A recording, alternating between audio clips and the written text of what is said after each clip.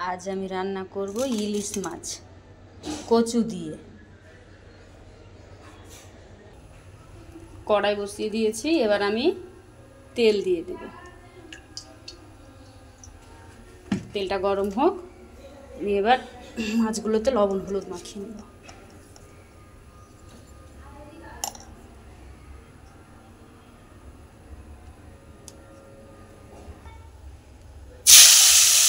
মাছগুলোকে দিয়ে দিলাম, ভালো করে ভেজে নেব।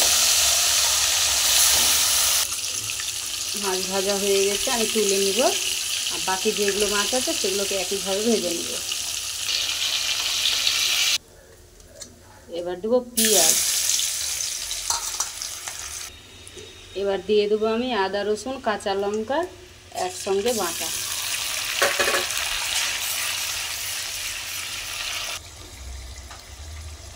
এবার দিলাম লবণ, হলুদ আর একটু লঙ্কার গুঁড়ো।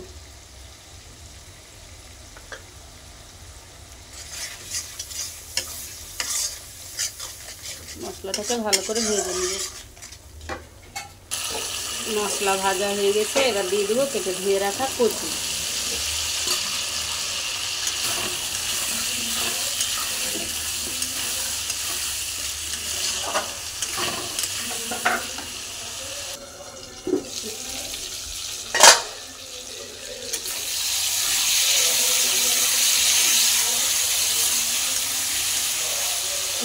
কচু কষানো হয়ে গেছে, এবার আমি দিয়ে দেবো জল।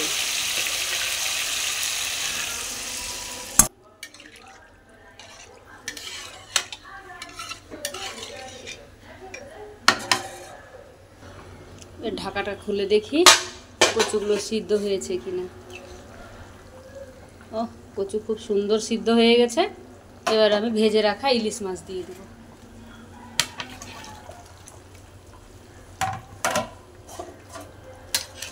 এবার মাছ দিয়ে আমি 5 মিনিট মতো ফুটিয়ে নেব। তরকারি হয়ে গেছে, এবার ঢেলে নেব।